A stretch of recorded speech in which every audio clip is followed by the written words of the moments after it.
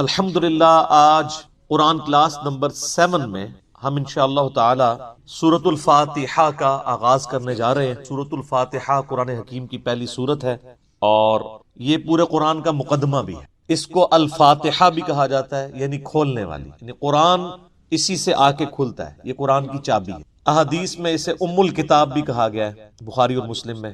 لہٰذا یہ اس چیز کی متقاضی ہے چیز کہ ہم آج کا پورا لیکچر سورۃ الفاتحہ کو کور کریں، اور اگلے لیکچر سے ہم انشاءاللہ تعالی سورۃ البقرہ کا آغاز کریں گے۔ میرے بھائیو، سورۃ الفاتحہ قرآن حکیم کی وہ واحد سورت ہے کہ جس کی فضیلت قرآن میں آئی۔ قرآن کی کوئی سورت ایسی نہیں ہے، انکلوڈنگ سورۃ الاخلاص بھی، کہ جس کی فضیلت قرآن میں آئی سوائے سورۃ الفاتحہ کے۔ اس لیے فضیلت کے اعتبار سے قرآن حکیم کی سب سے افضل سورت وہ سورۃ الفاتحہ۔ اس کی سپورٹ میں انشاءاللہ بخاری اور مسلم سے احادیث بھی پیش کروں گا۔ قرآن حکیم میں اللہ تعالیٰ نے سورہ الحجر پارہ نمبر 14 میں آیت نمبر 87 ہے۔ اعوذ باللہ من الشیطان الرجیم، بسم اللہ الرحمن الرحیم، وَلَقَدْ آتَيْنَاكَ سَبْعًا مِّنَ الْمَثَانِي وَالْقُرْآنَ الْعَظِيمِ، اور بے شک اے محبوب صلی اللہ علیہ وآلہ وسلم ہم نے آپ کو عطا فرمائی 7 آیات ایسی جو بار بار پڑھی جاتی ہیں، اور قرآن عظیم بھی، یعنی پورے قرآن کا ذکر الگ سے اور ان 7 آیات کا ذکر الگ سے۔ سورۃ الحجر آیت نمبر 87، اور ظاہر ہے وہ بار بار دہرائی جاتی ہیں۔ دنیا کا کوئی بھی مسلمان ہو، اس کا تعلق کسی بھی مکتبہ فکر کے ساتھ ہو، کم از کم 5 نمازوں کی فرض رکعتوں میں 17 دفعہ تو سورۃ الفاتحہ وہ پڑھتا ہے۔ سنتیں اور نوافل اور وتر اس کے علاوہ کوئی بھی نماز ایسی نہیں ہے جس میں سورۃ الفاتحہ ریپیٹ نہ ہوتی۔ یہی اس کی فضیلت کے لیے کافی ہے کہ قرآن حکیم جو نماز میں ہم پڑھتے ہیں وہ ہم بدل بدل کے پڑھتے ہیں، لیکن سورۃ الفاتحہ ایسی چیز ہے جو ہر رکعت میں پڑھی جاتی ہے۔ حتیٰ کہ صحیح بخاری اور صحیح مسلم کی متفق علیہ حدیث ہے کہ اللہ کے محبوب صلی اللہ علیہ وآلہ وسلم نے فرمایا، لا صلاۃ لمن لم یقرأ بفاتحۃ الکتاب، جو نماز میں سورہ فاتحہ نہیں پڑھتا اس کی نماز ہی نہیں ہوتی۔ یہ اتنی اوبلیگیٹری چیز ہے۔ یہ بات بھی اس کی فضیلت کے لیے کافی ہے کہ یہ قرآن حکیم کی نمبر 1 سورت، اپنی ترتیب میں بھی مصحف کی اور اپنے فضائل کے اعتبار سے۔ قرآن حکیم کی یہ سب سے عظمت والی سورت ہے۔ اس کی سپورٹ میں صحیح بخاری میں ایک بڑی مشہور حدیث ہے کہ سیدنا ابو سعید ابن معلہ رضی اللہ تعالیٰ عنہ کہتے ہیں کہ میں ایک دفعہ مسجد نبوی میں نماز پڑھ رہا تھا تو اللہ کے محبوب صلی اللہ علیہ وآلہ وسلم نے مجھے آواز دی، تو میں چونکہ نماز میں مشغول تھا میں نے جانے میں تاخیر کر دی۔ تھوڑی دیر بعد میں پہنچا تو آپ صلی اللہ علیہ وآلہ وسلم نے فرمایا کہ میں نے تمہیں آواز دی تھی، تم کیوں نہیں آئے؟ تو انہوں نے کہا کہ میں نماز پڑھ رہا تھا۔ تو آپ صلی اللہ علیہ وآلہ وسلم نے فرمایا، کیا تم نے اللہ کا یہ حکم نہیں سنا؟ سورۃ الانفال کی آیت آپ نے پڑھی، استجیبوا للہ والرسول اذا دعاکم، جب اللہ اور اس کا رسول تمہیں پکاریں فوراً ان کی آواز پہ لبیک۔ اس کائنات میں ایک ہی ہستی ایسی ہے مخلوقات میں کہ جو اگر عین نماز کی حالت میں بھی کسی کو بلائیں تو نماز توڑ کر نہیں، نماز چھوڑ کر اسی حالت میں ان کی خدمت میں حاضر ہونا یہ فرض ہے، سورۃ الانفال کی اس آیت کے تحت اور بخاری کی اس حدیث، اور وہ امام اعظم محمد رسول اللہ صلی اللہ علیہ وآلہ وسلم کی مبارک ذات ہے۔ نماز توڑ کر نہیں، کیونکہ نبی علیہ السلام کی طرف جانا اللہ کے ایک حکم سے دوسرے حکم کی طرف جانا ہے۔ وہ جہاں پہ نماز اس نے چھوڑی ہوگی، اگر 1 رکعت پڑھی ہے، 2 پڑھی ہیں، 3 پڑھی ہیں، تو آ کر وہیں سے اپنی نماز شروع کرے گا، اس کی نماز ٹوٹے گی بھی۔ اس پہ اجماع امت ہے۔ بہرحال یہ جو ہمارے واعظین آئے دن کہانیاں کراتے رہتے ہیں کہ جی ماں آواز دے دے، باپ آواز دے دے، نماز توڑ دو، اس طرح کی کوئی حدیث نہیں۔ البتہ یہ ضرور ہے کہ اگر زندگی موت کی کشمکش بن جائے، کوئی ایمرجنسی ہو جائے، تو آپ پھر نماز توڑ سکتے ہیں، لیکن نبی علیہ السلام کے کیس میں اگر بلایا جائے گا تو نماز توڑنی نہیں پڑے گی، بلکہ نماز وہیں پر چھوڑ کر آپ علیہ السلام کا حکم سننا پڑے گا۔ تو یہ آپ علیہ السلام نے ان کو تھوڑا سا یعنی ڈانٹ پلائی پیار محبت سے، پھر آپ نے اس صحابی کا ہاتھ اپنے ہاتھوں میں پکڑا اور پھر فرمایا کہ میں اس مسجد سے باہر نکلنے سے پہلے تمہیں قرآن حکیم کی سب سے عظیم سورت سکھاؤں گا۔ آپ علیہ السلام کی عادت تھی کہ آپ اگر کسی کو تھوڑا سا بھی سختی سے پیش آتے تھے تو پھر اس کے ساتھ دل جوئی بھی فرماتے۔ آپ ہاتھ پکڑے اور فرمایا کہ میں تمہیں نا ایک تحفہ دوں گا۔ وہ صحابی کہتے ہیں پھر تھوڑی دیر بعد جب ہم مسجد سے باہر نکلے تو مسجد سے نکلتے ہوئے میں نے نبی علیہ السلام سے کہا، یا رسول اللہ اپنا وعدہ پورا کریں، آپ نے مجھے کہا تھا کہ آپ مجھے قرآن کی سب سے عظیم سورت تعلیم. تو آپ علیہ السلام نے فرمایا کہ وہ سورت ہے الحمدللہ رب العالمین، یعنی سورۃ الفاتحہ. اور پھر آپ علیہ السلام نے ساتھ ہی یہ سورہ ہجر کی آیت نمبر 87 بھی پڑھی کہ یہ وہ جو قرآن حکیم میں آیا ہے وَلَقَدْ آتَيْنَاكَ سَبْعًا مِّنَ الْمَثَانِ وَالْقُرْآنِ الْعَظِيمِ، یہ ہے وہ سورت جو قرآن حکیم میں اللہ نے مجھے عطا کی، جو 7 آیات بار بار دہرائی جاتی ہیں. اور پھر آپ علیہ السلام کے بخاری میں الفاظ ہیں یہ ام الکتاب ہے، یہ قرآن کی ماں ہے، قرآن کی جڑ اس میں ہے، اسی سے پورے قرآن کا درخت نکل رہا ہے. فاتحہ بھی ہے، ام الکتاب بھی ہے، اور یہ وہ 7 آیات ہیں جو سورہ ہجر میں آئی ہیں. تو سورہ ہجر کی اس آیت کے کانٹیکسٹ میں کتاب التفسیر چیپٹر میں امام بخاری اس حدیث کو لے کر آئے. یہ حدیث کافی ہے اس کی فضیلت کے لیے. اچھا، یہ تو سورہ اعظم تھی نا قرآن کی. قرآن کی ایک آیت بھی ہے جو اعظم ہے، وہ صحیح مسلم میں حدیث ہے. ابی ابن کعب، جن کے بارے میں بخاری مسلم میں آتا ہے کہ 4 بندوں سے قرآن سیکھو، ان میں ایک عبداللہ ابن مسعود ہیں اور ایک ابی ابن کعب ہیں اور سیدنا سالم ہے، یہ ان میں سے ایک ہیں. ابی ابن کعب کہتے ہیں کہ نبی علیہ السلام نے مجھ سے ایک دن پوچھا کہ جانتے ہو کہ قرآن کی سب سے اعظم آیت کون سی؟ انہوں نے کہا یا رسول اللہ صلی اللہ علیہ وآلہ وسلم، میرے اندازے کے مطابق قرآن حکیم کی سب سے عظیم آیت اللہ لا الہ الا هو الحی القیوم، آیت الکرسی، سورہ بقرہ کی آیت نمبر 255 ہے. تو آپ علیہ السلام نے اپنا ہاتھ ان کے سینے پہ مارا محبت کے ساتھ اور فرمایا ابو منذر تمہیں یہ علم مبارک ہو. یعنی نبی علیہ السلام نے ان کے علم کے اوپر ان کی تحسین فرمائی کہ تمہیں میرے بتائے بغیر تم نے صحیح اندازہ لگایا کہ قرآن حکیم کی سب سے اعظم سورت جو آیت ہے وہ آیت الکرسی. بخاری سے پتہ چلا کہ سب سے اعظم سورت سورۃ الفاتحہ ہے. مسلم شریف سے پتہ چلا سب سے اعظم آیت الکرسی. تو اس سے یہ بات بھی کلیئر ہوگی کہ جو لوگ کہتے ہیں نا وہ احادیث میں ہے سواد اعظم، وہ سب سے بڑا گروہ جو ہے اس کو پکڑ لینا، اور وہ سب سے بڑا گروہ ہر ملک میں ڈیفرنٹ ہوتا ہے. یعنی آپ بنگلہ دیش میں جائیں گے تو وہاں سب سے بڑا گروہ دیوبندی ہے، پاکستان میں سب سے بڑا گروہ بریلوی ہے، سعودیہ میں چلے جائیں گے اہل حدیث بڑا گروہ ہے، ایران میں چلے جائیں گے شیعہ بڑا گروہ ہے. تو وہاں اعظم سے مراد تعداد میں بڑا نہیں ہے، عظمت میں بڑا. ورنہ سورۃ الفاتحہ کی تو 7 آیات ہیں اور سورہ بقرہ کی 286، تو وہ ہونی چاہیے تھی سورہ اعظم. اور آیت الکرسی سے بھی لمبی ایک آیت جو ہے وہ آیت دین جو ہے سورہ بقرہ کے اندر موجود ہے. تو یہ عظمت کا ذکر. اچھا میرے بھائیو، صحیح مسلم میں ایک اور حدیث ہے، ابن عباس رضی اللہ تعالیٰ عنہما کہتے ہیں کہ نبی علیہ السلام کے پاس ایک دفعہ جبرائیل علیہ السلام بیٹھے ہوئے تھے. ظاہر صحابہ نے نہیں دیکھا، آپ علیہ السلام نے بتایا. تو اچانک ایک آواز ان کو زوردار سنائی دی. یہ صحیح مسلم کی حدیث. تو حضرت جبرائیل علیہ السلام نے نگاہ اٹھا کے اوپر دیکھا اور کہا یا رسول اللہ، آج آسمان کا ایک ایسا دروازہ کھلا ہے جو آج سے پہلے کبھی نہیں کھلا تھا، اور اس دروازے سے ایک فرشتہ زمین پر اترا ہے. اتنے میں وہ فرشتہ حاضر ہوا نبی علیہ السلام کی خدمت میں. تو حضرت جبرائیل نے کہا کہ یا رسول اللہ، یہ وہ فرشتہ ہے، یہ آج سے پہلے دنیا میں کبھی نہیں آیا تھا، اور وہ دروازہ بھی آج سے پہلے کبھی نہیں کھلا تھا، اور یہ فرشتہ آپ کو سلام عرض کر رہا ہے، اور اللہ کا یہ پیغام لے کر آیا ہے کہ آپ کو بشارت ہو 2 ایسے نوروں کی جو آپ سے پہلے کسی پیغمبر کو نہیں دی. ان میں سے پہلی چیز سورۃ الفاتحہ ہے، اور دوسری چیز سورہ البقرہ کی آخری 2 آیات آمن الرسول بما انزل الیہ من ربہ. تو سورۃ الفاتحہ وہ نور ہے جو کسی پیغمبر کو نہیں دیا گیا سوائے ہمارے محبوب صلی اللہ علیہ وآلہ وسلم. اچھا، صحیح بخاری کی جو میں نے حدیث بیان کی کہ سورہ اعظم ہے قرآن کی، اس کے تحت یہ بات تو بالکل کلیئر ہو گئی کہ نبی علیہ السلام نے سورۃ الفاتحہ کو جو تعلیم فرمایا اس کا آغاز کیا الحمدللہ رب العالمین. تو اس میں واضح اشارہ موجود ہے کہ بسم اللہ الرحمن الرحیم سورہ فاتحہ کا حصہ نہیں ہے، قرآن کا حصہ ہے. وہ تو ہر سورت کے آغاز میں بسم اللہ ہے سوائے سورہ التوبہ کے، اور سورہ نمل کے اندر آیت بھی ہے انہ من سلیمان و انہ بسم اللہ الرحمن الرحیم. لیکن جو سورتوں کے آغاز میں بسم اللہ لکھی جاتی ہے یہ سورت کا حصہ نہیں، قرآن کا حصہ ضرور. تو چونکہ نبی علیہ السلام نے اس میں فرمایا الحمدللہ رب العالمین، تو اگر آپ علیہ السلام نے اس سورت کو تعلیم فرمانا ہوتا اس اعتبار سے کہ بسم اللہ اس کا حصہ ہوتی، تو آپ فرماتے کہ وہ سورت ہے بسم اللہ الرحمن الرحیم الحمدللہ رب العالمین. تو یہ اس بات کو تقویت دیتی ہے کہ بسم اللہ سورہ فاتحہ کا حصہ نہیں. لیکن نماز میں ہم پڑھتے ہیں، اس کے ساتھ پڑھیں گے، لیکن حصہ نہیں. البتہ مسلمانوں میں اہل حدیث مکتبہ فکر اور امام شافعی کے جو مقلدین ہیں ان کا موقف ہے کہ بسم اللہ سورہ فاتحہ کا حصہ. اہل تشیع کا بھی یہی موقف ہے. اسی لیے آپ اگر شیعہ کے چھپے ہوئے قرآن دیکھیں گے اور اہل حدیثوں کے، اب یہ میرے ہاتھ میں جو قرآن ہے یہ سعودیہ سے چھپا ہوا ہے، یہ اہل حدیث کا ہے. اس میں بھی بسم اللہ الرحمن الرحیم کو پہلی آیت انہوں نے ڈکلیئر کیا اور الحمدللہ رب العالمین کو دوسری آیت۔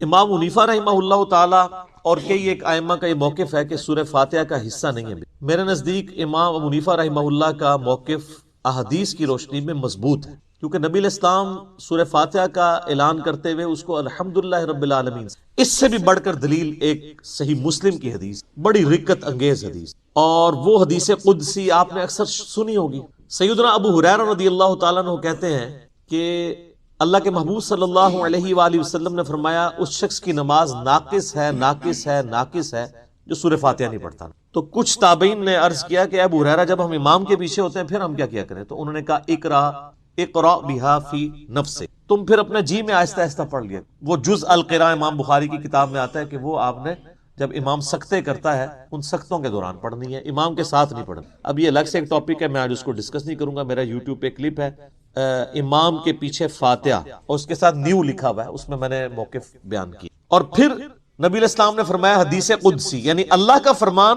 بزبان محمد رسول اللہ صلی اللہ علیہ وآلہ وسلم، کہ اللہ تعالیٰ فرماتا ہے قسمت الصلاۃ بینی و بین عبدی نصفین۔ اچھا، یہ حدیث شیعہ کے ہاں بھی پائی جاتی ہے جو میں بیان کر رہا ہوں صحیح مسلم، کہ میں نے نماز اپنے اور اپنے بندے کے درمیان برابر تقسیم کر لی، نصف میرے لیے ہے اور نصف میرے بندے کے لیے۔ اور نماز کسے کہا؟ سورہ فاتحہ کو، پوری نماز۔ پھر اللہ تعالیٰ نے فرمایا، نبی علیہ السلام فرماتے ہیں کہ جب میرا بندہ کہتا ہے الحمدللہ رب العالمین تو میں کہتا ہوں میرے بندے نے میری حمد بیان کی، میری تعریف کی۔ جب وہ کہتا ہے الرحمن الرحیم تو میں کہتا ہوں میرے بندے نے میری ثنا کی۔ جب وہ کہتا ہے مالک یوم الدین تو میں کہتا ہوں میرے بندے نے میری تمجید بیان کی، میری بزرگی کا اعتراف کر لیا۔ اور جب وہ کہتا ہے ایاک نعبد و ایاک نستعین تو یہ میرے اور میرے بندے کے درمیان کامن عہد اور بانڈ ہے، جو میرے بندے نے مجھ سے مانگا میں نے اسے دیا۔ اور جب میرا بندہ کہتا ہے اہدنا الصراط المستقیم صراط الذین انعمت علیہم غیر المغضوب علیہم ولا الضالین آمین، تو میرے بندے نے جو مجھ سے مانگا اس دعا میں نے اسے عطا کر دیا۔ یہ حدیث بھی اس بات کا ثبوت ہے کہ سورہ فاتحہ کا حصہ بسم اللہ نہیں ہے، ورنہ تو یہ سٹارٹ یہاں سے ہوتی کہ جب میرا بندہ کہتا ہے بسم اللہ الرحمن الرحیم تو میں کہتا ہوں میرے بندے نے میرے نام سے آغاز کیا۔ جب وہ کہتا ہے الحمدللہ رب العالمین تو میں کہتا ہوں میرے بندے نے میری حمد کی۔ تو اس حدیث میں بھی، حدیث قدسی میں بھی سورہ فاتحہ کا آغاز الحمدللہ رب العالمین۔ لہذا اہل تشیع اور اہل سنت میں اہل حدیث اور شافعی ہیں جو شوافع، ان کا موقف مضبوط نہیں ہے اس مسئلے میں۔ امام حنیفہ رحمہ اللہ کا موقف اس مسئلے میں، جہاں کئی مسئلوں میں ان کے موقف غلط ہے، اس مسئلے میں ان کا موقف کہ سورہ فاتحہ کا حصہ نہیں ہے۔ اس سے بھی بڑھ کر بخاری و مسلم میں حدیث ہے، انس ابن مالک کہتے ہیں میں نے پوری زندگی نبی علیہ السلام کے پیچھے نماز پڑھی، اس کے بعد حضرت ابو بکر کے پیچھے، پھر حضرت عمر کے پیچھے، پھر حضرت عثمان کے پیچھے۔ میں نے ان چاروں میں کسی کو بھی قرات کا آغاز نماز میں بسم اللہ سے کرتے ہوئے نہیں سنا، ہمیشہ الحمدللہ رب العالمین سے سنا۔ وہ ثنا تو خاموشی سے پڑھی جاتی ہے نا، اور بسم اللہ قرات کا آغاز وہ کرتے تھے الحمد سے۔ اس کا مطلب ہے کہ وہ سورہ فاتحہ سے اسے الگ سمجھ، اور مسلم میں تو یہاں تک الفاظ ہیں، بلکہ وہ حضرت انس بن مالک تو انکار ہی کر رہے ہیں۔ وہ کہتے ہیں کہ نبی علیہ السلام اور حضرت ابو بکر و عمر سورہ فاتحہ سے نہ پہلے بسم اللہ پڑھتے تھے نہ بعد میں، یعنی اگلی سورہ سٹارٹ کرنے سے پہلے بھی بسم اللہ نہیں پڑھتے تھے، کنٹینیوشن کے ساتھ پڑھتے تھے۔ بعض محدثین نے اس کی توجیہ بیان کی کہ اس سے مراد ہے کہ بلند آواز سے نہیں پڑھنا، کیونکہ ثنا اور بسم اللہ آہستہ آواز سے پڑھنا تو ثابت ہے، تو آہستہ آواز سے پڑھنا ہی اس بات کی دلیل ہے کہ اس کو فاتحہ سے الگ کر کے پڑھتے تھے، لہٰذا وہ فاتحہ کا حصہ نہ ہوا۔ اچھا، اب ٹیکنیکلی اس کو آپ سمجھیں کہ سورہ فاتحہ کی یہ 7 آیات کیسے پوری ہوتی ہیں۔ مسلم میں جو یہ ہے نا الفاظ کے آدھی میرے لیے آدھی میرے بندے کے لیے، تو پھر سورہ فاتحہ آدھی ہوتی ہوگی نا کہیں پہ، کیونکہ آدھی میرے لیے اور آدھی میرے بندے کے لیے، تو آئیں پھر آدھی کر کے دیکھ لیتے ہیں۔ وہ سٹارٹ ہو رہا ہے اس حدیث میں جب میرا بندہ کہتا ہے الحمدللہ رب العالمین تو میں کہتا ہوں میرے بندے نے میری حمد کی، الرحمن الرحیم میرے بندے نے میری ثنا کی، مالک یوم الدین میرے بندے نے میری بزرگی کا اعتراف کیا۔ 3 آیتیں ہوگی۔ اس کے بعد آتا ہے ایاک نعبد و ایاک نستعین، یہ میرے اور میرے بندے میں کامن ہے، لہٰذا یہ آیت پھر سینٹر میں ہوگی، کیونکہ تینوں پہلی آیات جو ہیں وہ اللہ کی تعریف ہے، الحمدللہ رب العالمین الرحمن الرحیم مالک یوم الدین۔ ایاک نعبد و ایاک نستعین عہد ہے اور کہا یہ کامن ہے، مراد یہ سینٹر میں ہے، اور اس کے بعد جتنی چیزیں وہ دعائیں ہیں، اہدنا الصراط المستقیم یہ بندے کی ہوگی، صراط الذین انعمت علیہم غیر المغضوب علیہم ولا الضالین آمین، یہ 3 آیات اللہ سے دعا ہوئی یہ بندے کے لیے، اور اس میں الفاظ ہیں جو میرے بندے نے مانگا میں نے دے دیا. پہلی تین اللہ کی ثنا اور سینٹر والی ایاک نعبد و ایاک نستعین کامن بانڈ. ٹھیک ہو گیا؟ اس سے بھی مزے کی بات، ایاک نعبد و ایاک نستعین بھی سینٹر ہو جاتی ہے. یہ ایک آیت ہے نا، ایاک نعبد، اے اللہ ہم تیری عبادت کرتے ہیں، یہ بھی اللہ کی تعریف. و ایاک نستعین، اور دعا تجھ سے کرتے ہیں. واو پہ آگے سینٹر بنتا ہے. اس واو سے پہلے 3.5 آیات اس طرف ہیں اور 3.5 آیات اس طرف ہیں. یہ بالکل سینٹر بنتی ہے واو. ایاک نعبد، اور وہ اسی لیے حدیث میں ہے نا یہ کامن ہے. کامن کیوں ہے؟ ایاک نعبد میرے بندے نے میری عبادت کی، و ایاک نستعین میرے بندے نے مجھ سے مانگا. اور کیا مانگا؟ اہدنا الصراط المستقیم صراط الذین انعمت علیہم غیر المغضوب علیہم ولا الضالین آمین. تو یہ اتنی مضبوط دلیل ہے، یہ جتنے دلیل کیا کتنے دلائل میں نے سامنے رکھ دیے ہیں کہ جس کے بعد کوئی گنجائش نہیں رہتی کہ کوئی بندہ ہٹ درمی پہ اور ضد پہ آ جائے. شیخ زبیر زئی رحمہ اللہ تعالیٰ سے 2008-9 کی بات ہے. میں نے اب چونکہ وہ اہل حدیث تھے تو اہل حدیث کی کوشش ہوتی ہے کہ امام حنیفہ ہر مسئلے میں غلط ثابت ہو جائے. تو میں نے ان کے سامنے کہا جی اب آپ کو چیک کرتے ہیں، ہم بخاری مسلم کو مانتے ہیں کہ وہ یہ نہ ہو کہ امام حنیفہ کی دشمنی آپ کو اس پہ نہ ابھار دے کہ آپ سچائی سے اناد کریں. تو مجھے کہتے ہیں نہیں وہ بسم اللہ حصہ ہے فاتحہ کا. میں نے کہا جی یہ واضح احادیث ہے، یہ میں نے سارے دلائل آپ کو بھی سن کے اندازہ ہو گیا ہوگا اس کے بعد کوئی بندہ یہ مان سکتا ہے یا چھڑولی چھوڑ سکتا ہے آگے سے. بالکل واضح بات ہے.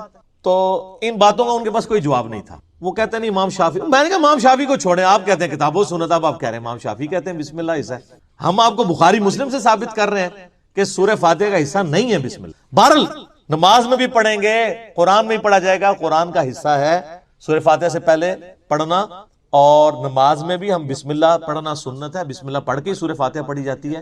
جب بالکل پہلی دفعہ پڑھی جائے گی پھر تو اعوذ باللہ بھی پڑھا جائے گا. یہ بھی ذہن میں رکھیے گا، پہلی رکعت میں تو اعوذ باللہ سے بھی سٹارٹ کریں گے، باقی رکعتوں میں صرف بسم اللہ سے. کیوں؟ قرآن جب بھی پڑھا جائے گا نا تو اعوذ باللہ سے آغاز ہوگا. ایون آپ نے قرآن پڑھتے پڑھتے تلاوت روک دی، بند کی، کسی سے گپ شپ کی، دوبارہ پڑھیں گے تو اعوذ باللہ سے. اور اس کا حکم جو ہے سورۃ النحل آیت نمبر 98 میں موجود ہے، فَإِذَا قَرَأْتَ الْقُرْآنَ فَاسْتَعِذْ بِاللَّهِ مِنَ الشَّيْطَانِ الرَّجِيمِ. پس تو جب بھی قرآن کی قرات کرنے لگے تو اللہ کی پناہ حاصل کر لیا کر شیطان مردود کے اگینسٹ. کیوں؟ اگر آپ شیطان کے اگینسٹ اللہ کی پناہ نہیں حاصل کریں گے تو قرآن پڑھ کے آپ غلط رزلٹ بھی نکال سکتے. اس میں قرآن کا قصور نہیں ہے. اگر ایک اچھی گاڑی ہے اس پہ ڈرائیور غلط بیٹھ گیا جا کے ٹھوک دیتا ہے تو گاڑی کا تو قصور نہیں. تو قرآن حکیم سے غلط رزلٹ جان بوجھ کے لوگ نکال سکتے ہیں جب تک کہ اپنے آپ کو قرآن کے سامنے سرنڈر نہ کریں اور اللہ تعالیٰ کے سامنے اپنے آپ کو پیش نہ کریں شیطان کے اگینسٹ کہ یا اللہ تو ہی پناہ دے ہمیں اس کے اگینسٹ. ورنہ قرآن حکیم وہ پڑھیں گے تو اس سے غلط رزلٹ بھی نکال سکتے ہیں. وَلِعَوْذُ بِاللَّهِ تعالیٰ. اس لیے حکم دیا. اچھا بخاری مسلم کی ایک حدیث بڑی مزے کی ہے. صحابہ کرام کا قافلہ کہیں جا رہا تھا، راستے میں انہوں نے ایک جگہ پانی کے لیے پڑاؤ کیا تو وہاں پہ ایک قبیلہ آباد تھا. انہوں نے صحابہ کرام کی کوئی مہمان نوازی نہیں کی، لیکن اسی دوران ان کے قبیلے کے سردار کو ایک سانپ یا بچھو نے ڈس لی. یہ حدیث بخاری میں بھی ہے اور مسلم. جب وہ سانپ اور بچھو نے ڈس لیا تو وہ صحابہ کرام کے پاس آئے اور کہا کہ تم میں سے کوئی ایسا ہے جو جھاڑ پھونک کر سکتا ہو، دم ڈال سکتا ہو زہریلے جانور کا. تو ایک صحابی نے کہا ہاں مجھے ایک دم آتا ہے لیکن میں یہ بکریوں کا پورا ریوڑ اس کے عوض معاوضہ لوں. مرتے کیا نہ کرتے، پھنسے ہوئے تھے. انہوں نے کہا ٹھیک ہے. اس نے جا کے دم ڈالا، سورہ فاتحہ پڑھا. تو حدیث کے الفاظ ہیں وہ بندہ اس طرح ہو گیا جیسے مردہ زندہ ہو جاتا ہے اس کے اثر سے. دم کے بکریوں کا ریوڑ والے کیا. اب صحابہ کرام میں اختلاف ہو گیا. ایک گروہ نے کہا کہ یہ تو آپ نے قرآن پڑھنے کی اجرت لے لی ہے تو حرام ہے.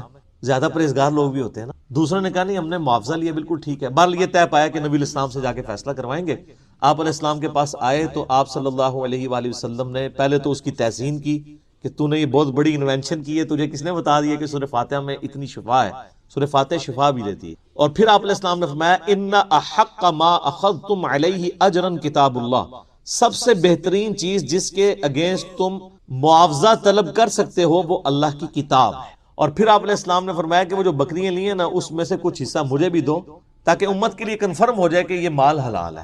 انہی حدیث کے تحت قرآن حکیم کی جو تعلیم کی اجرت ہے نا، نمازیں پڑھانے کی اجرت نہیں میں بات کر رہا، قرآن کی تعلیم کی اجرت لینا وہ جائز ہے ایز اے ٹیچر. جیسے آپ باقی علوم حاصل کرتے ہیں تو پیمنٹ کرتے ہیں نا، چاہے ٹیوشن کے لیے جائیں یا اسکول، ویسے ہماری طرح بغیر پیسے لیے پڑھائیں وہ تو بہت اعلیٰ درجے کی چیز. تو اسی کے تحت جو ہے نا وہ آپ علماء سے پوچھیں نا نمازیں پڑھانے کی تنخواہ لے رہے ہیں، وہ کہتے ہیں نہیں نہیں نہیں ہم تو تعلیم کی لیتے ہیں اور تعلیم دیتے بھی کوئی نہیں. اب تو بچوں کو لوگوں نے بھیجنا ہی چھوڑ دیا مسجد کے اندر.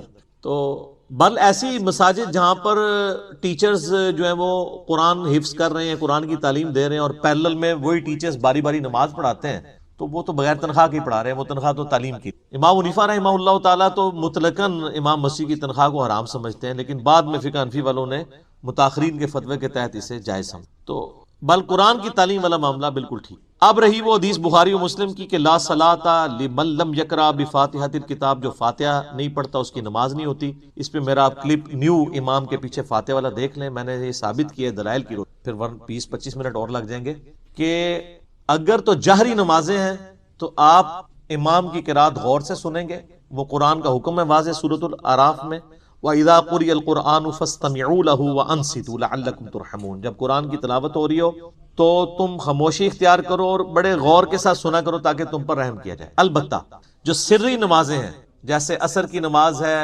اور ظہر کی نماز ہے، اور جو جہری نمازیں ہیں ان کی بھی جو آخر والی رکعتیں ہیں وہ بھی سرا نہیں ہوتی ہے نا۔ اگر آپ دیکھیں گے نا تو صرف 6 رکعتیں ہیں جن میں اونچا قرآن پڑھا جاتا ہے، باقی 11 رکعتیں 17 میں سے ان میں سرن پڑھا جاتا ہے، اور نوافل تو سارے سرن پڑھے جاتے ہیں۔ جمعے کے بعد جو صحیح مسلم میں 4 سنتیں آئیں، ان کو یا عصر سے پہلے 4 سنتیں غیر موقدہ کو ایک سلام کے ساتھ پڑھنے کو بھی جائز سمجھ، دو کر کے پڑھنے کی ضرورت نہیں، اکٹھی 4 بھی پڑھی جا سکتی ہیں۔ یہ صحابی کا عمل مل گیا اور اس کے خلاف کوئی بات نہیں ملتی، لہٰذا یہ حجت ہے، لیکن افضل یہی ہے کہ 2 کر کے پڑھیں۔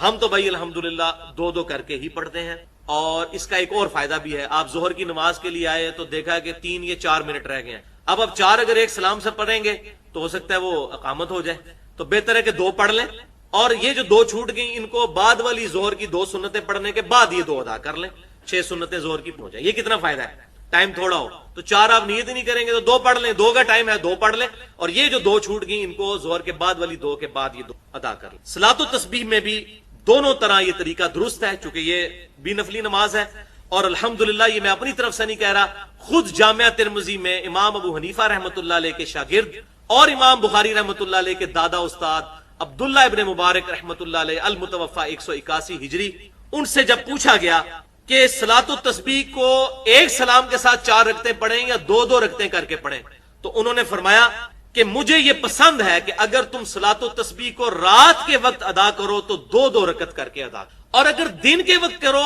تو 2 کر کے کرو، لیکن دن کے وقت اگر 4 ایک سلام سے پڑھ لو تب بھی ٹھیک۔ دن کو بھی انہوں نے کہا کہ 2 کر کے ہی پڑھو، لیکن اکٹھی پڑھ سکتے ہیں جیسے ظہر کی یا عصر کی پہلے والی، یہ سیدنا عبداللہ بن عمر رضی اللہ تعالیٰ عنہما سے ایک سلام سے ثابت ہے۔ لہٰذا دن ہو یا رات صلاۃ التسبیح 2 کر کے پڑھنا ہی افضل ہے، اور اس کا بڑا فائدہ ہے، بندے کو تھوڑا سا ریسٹ مل اور نماز میں خوشو حضور، اور اس سے بڑھ کر یہ کہ اگر رکعت بھول گئی صلاۃ التسبیح میں تو بڑا مسئلہ بن جائے گا، کیونکہ آپ نے تو اگر 3 اور 4 میں ہوا شک تو 3۔ بعض لوگ کہتے ہیں کہ جی آپ درمیان والے تشہد میں درود شریف اگر ملا لیا تو سجدہ صاحب واجب ہو جائے گا، فرض نماز کے لیے کہتے ہیں، نفل کے لیے وہ قائل ہیں۔ تو یہ مسئلہ بھی ذرا کلیئر کر لیجئے کہ چاہے فرض نماز کا تشہد ہو یا نفلی نماز کا، درمیان والے تشہد میں 4 رکعتوں میں دوسرے تشہد کے بعد درود شریف اور دعا پڑھنا بھی جائز بلکہ افضل اور سنت ہے۔ یہ صرف اجازت ہے کہ آپ عبدہ و رسولہ پڑھ کر اٹھ جائیں، سنت موقدہ میں بھی اٹھ سکتے ہیں، نفل میں بھی اٹھ سکتے ہیں، فرض میں بھی اٹھ سکتے ہیں، لیکن افضل سنت طریقہ یہی ہے کہ آپ صلی اللہ علیہ وسلم اس کو ساتھ ملا بھی لیتے تھے اور کبھی چھوڑ بھی دیتے، جیسا کہ فرض کی 3 اور 4 رکعت میں سورت ملانا بھی آپ صلی اللہ علیہ وسلم سے صحیح مسلم میں ثابت ہے، اور چھوڑنا بھی ثابت ہے آخری 2 رکعتوں۔ اسی طریقے سے درمیان والے تشہد میں درود شریف پڑھنا بھی ثابت ہے اور چھوڑ دینا بھی، درود شریف اور دعا بھی ثابت ہے، اور یہ میں حوالہ دے دیتا ہوں، سنن نسائی میں انٹرنیشنل نمبر کے مطابق 1721 نمبر حدیث ہے کہ نبی صلی اللہ علیہ وسلم نے 9 وتر ایک سلام کے ساتھ پڑھے، اور اما عائشہ کہتی ہیں کہ آپ صلی اللہ علیہ وسلم 8ویں رکعت میں تشہد پڑھا آپ نے، اور تشہد دعا سمیت پڑھا، درود شریف بھی پڑھا، تشہد پڑھا، اور دعا پڑھنے کے بعد سلام نہیں پھیرا بلکہ 9ویں رکعت کے لیے کھڑے ہو گئے، اور پھر آپ صلی اللہ علیہ وسلم نے 9ویں رکعت میں دوبارہ تشہد کیا اور پھر یہ دوبارہ پڑھ کے پھر سلام پھیرا۔ اور وتر تو حنفیوں کے نزدیک واجب ہے، لہٰذا ان کا مسئلہ جو اس معاملے میں کلیئر ہو گیا کہ واجب نماز میں بھی درمیان والے تشہد میں آپ صلی اللہ علیہ وسلم نے پورا درود شریف و دعا بھی پڑھی۔ لہٰذا یہ جو مسئلہ مشہور کیا ہوا ہے کہ جس نے درود شریف پڑھ لیا دوسری رکعت میں درود شریف تھوڑا سا بھی ملا لیا اللہم صلی علی محمد تک، تو اس پہ سجدہ صاحب واجب ہو گیا، اور پھر آگے سے لاجک دیتے ہیں، ایک جھوٹا خواب بیان کرتے ہیں امام حنیفہ رحمۃ اللہ علیہ کی طرف منسوب کر کے کہ آپ صلی اللہ علیہ وسلم کی خواب میں زیارت ہوئی امام حنیفہ کو، انہوں نے کہا کہ تو نے درود شریف پڑھنے والے پہ سجدہ صاحب کیوں لگا دیا؟ تو انہوں نے کہا یا رسول اللہ صلی اللہ علیہ وسلم میں نے درود شریف جو غافل ہو کر پڑھتا ہے اس پر صاحب لگا۔ تو آپ صلی اللہ علیہ وسلم بڑے خوش ہوئے۔ یہ بالکل جھوٹا خواب ہے، کوئی ایسی بات نہیں ہے، کیونکہ فقہ حنفی کا مسئلہ ہے کہ جس چیز سے سجدہ صاحب واجب ہوتا ہے اگر وہ بھول کر کی جائے تو سجدہ صاحب واجب ہے، اور اگر جان بوجھ کر کی جائے تو نماز ہی ختم ہو جائے گی۔ تو فقہ حنفی کے مطابق اگر کوئی شخص تشہد میں درود شریف ملا لے اس کی نماز واجب الادا مکروہ تحریمی ہے۔ لہذا یہ جو نبی صلی اللہ علیہ وسلم کو جواب امام حنیفہ کا وہ جو جھوٹا خواب بیان کیا ہے وہ تو انتہائی گستاخانہ بات ہے کہ غافل ہو کر، تو آپ صلی اللہ علیہ وسلم اس پہ خاموش ہو گئے کہ اچھا جی آپ ان سے پوچھیں اچھا غافل ہو کے کوئی درود شریف پڑھ لے اس پہ تو صاف ہے، جو جان بوجھ کے پڑھ لے تو کہیں گے نماز ہی نہیں ہوتی۔ یہ نہیں مسئلہ پورا نہیں بتاتے، یہ پورا خواب وہ فراڈ بن جانا تھا نا اگر یہ پورا مسئلہ بتا دیتے کہ اچھا آپ کہہ رہے ہیں جی وہ غافل ہو کر جو پڑھتا ہے درود شریف تو محبت کی بات ہے، درود شریف غافل ہو کر نہیں پڑھنا چاہیے، اس لیے ہم صاحب بتاتے ہیں اچھا جی جان بوجھ کے پڑھ لیں۔ تو بھائی فقہ حنفی کا مسئلہ ہے جن کاموں سے صاحب واجب ہوتا ہے وہ جان بوجھ کر کیے جائے تو نماز ہی ختم، مکروہ تحریمی واجب الادا ہو جاتی ہے۔ تو ان کے نزدیک دوسری رکعت میں اگر کوئی درود شریف ملا لے تو نماز اس کی ختم، اور حدیث کے مطابق سنن نسائی 1721 کہ آپ صلی اللہ علیہ وسلم کی یہ سنت ہے، صرف آپشن ہے کہ چھوڑ سکتے، اور چھوڑنے کی آپشن اس کی حدیث بھی مسند امام احمد میں انٹرنیشنل نمبرنگ کے مطابق 4382 نمبر موجود ہے کہ عبداللہ ابن مسعود رضی اللہ تعالیٰ عنہ نے کچھ لوگوں کو نماز سکھائی، پھر ان میں انہوں نے سکھایا کہ اگر تم 4 رکعتوں والی نماز میں دوسری رکعت میں ہو تو پھر عبدہ و رسولہ پڑھ کر کھڑے بھی ہو۔ تو اس حدیث کے تحت ہم دوسری رکعت میں عبدہ و رسولہ کے بعد درود شریف نہ بھی پڑھے تو نماز ہو جائے گی، لیکن اگر وہ پڑھتا ہے اور ساتھ دعا بھی پڑھتا ہے تو یہ بہتر ہے۔ اسی طریقے سے فرض کی تیسری اور چوتھی رکعت میں اگر کوئی سورت ملا لے، مسلم میں یہ ثابت ہے، اگر کوئی نہ ملائے تو اس میں بھی کوئی مسئلہ نہیں، تیسری اور چوتھی فاتحہ کے بعد۔ اچھا صلاۃ التسبیح میں اب رکعتوں کی تعداد بھولنے سے بچنے کے لیے آسان طریقہ میں نے بتا دیا کہ 2 کر کے پڑھیں، یا دوسرا طریقہ یہ کہ 4 ایک سلام سے پڑھنی ہے تو پھر چاروں میں الگ الگ صورتیں یاد رکھیں، چاروں کل پڑھ لیں، پہلی میں قل یا ایھا الکافرون پڑھ لیں، دوسری میں قل هو اللہ احد، تیسری میں قل اعوذ برب الفلق، چوتھی میں قل اعوذ برب الناس۔ اس کا فائدہ یہ ہوگا کہ آپ کو ہلکا سا یاد ضرور، میں آپ کو بالکل وثوق سے کہتا ہوں اگر آپ دوسری رکعت میں ہونا اور آپ نے پہلی میں قل یا ایھا الکافرون پڑھی ہوئی ہے تو وہ بھولتی نہیں ہے، کیونکہ اتنی مشکل صورت ہے کہ دوسری میں آپ کو کانوں میں ہوگا یار یہ والی تو میں پڑھ بیٹھا ہوں تو آپ سورہ اخلاص پڑھو، پھر تیسری میں آپ پہنچیں گے تو آپ کو یاد ہوگا سورہ اخلاص تو میں پڑھ چکا ہوں، قل اعوذ برب الفلق پڑھو۔ تو اگر چاروں کل یاد رکھ لیں یہ افضل بھی ہیں تو آپ یہ چاروں ایک سلام سے پڑھ سکتے ہیں، لیکن بہتر یہی ہے کہ 2 سلام سے پڑھیں، اس کا فائدہ بھی ہوگا، ایک تو ثواب بھی ہے، افضل بھی ہے، دوسرا اس میں آسانی بھی الحمدللہ اس حوالے سے ہو۔ تو سجدہ صاحب کے طریقوں پہ انشاءاللہ میں اگلی دفعہ گفتگو کروں گا، ابھی میں اس کو سکپ کر دیتا ہوں۔ علمی پوائنٹ نمبر 6 اور وہ ہے عبداللہ ابن مبارک رحمت اللہ علیہ سے جامعہ ترمذی میں 481 نمبر حدیث میں ہی صلاۃ التسبیح کا ایک اور طریقہ بھی ثابت ہے۔ ایک طریقہ تو ہم سن چکے، ایک اور طریقہ جو جامعہ ترمذی 481 نمبر حدیث عبداللہ ابن مبارک ہمارے سلف ہیں ان سے ثابت ہے، اس میں یہ ہے کہ قیام میں آپ 25 مرتبہ پڑھیں گے سبحان اللہ والحمد للہ ولا الہ الا اللہ واللہ اکبر، اور جو دوسرے سجدے کے بعد بیٹھتے ہیں نا اس میں عام نمازوں کی طرح بیٹھ کر آپ اٹھ جائیں گے، اس میں کچھ نہیں پڑھیں گے، کیونکہ عام نمازوں میں بھی اس میں کچھ نہیں پڑھا جاتا جلسہ استراحت میں۔ تو 25 دفعہ کیسے کہ عبداللہ ابن مبارک نے پھر وہ بتایا جامعہ ترمذی 481 نمبر کہ سبحانک اللہم و بحمدک و تبارک اسمک و تعالی جدک و لا الہ غیرک پڑھنے کے بعد 15 دفعہ پڑھو سبحان اللہ والحمد للہ ولا الہ الا اللہ واللہ اکبر، اور پھر سورۃ الفاتحہ پڑھو اعوذ باللہ بسم اللہ پڑھنے کے بعد، پھر سورت ملاؤ اور رکوع میں جانے سے پہلے 10 دفعہ پڑھو۔ یہ فرق ہے اس طریقے اور اس طریقے میں، کیونکہ یہ بھی ہمارے سلف سے ثابت ہے، یہ بھی جائز ہے، لیکن افضل وہی ہے جو آپ صلی اللہ علیہ وسلم مرفوع حدیث میں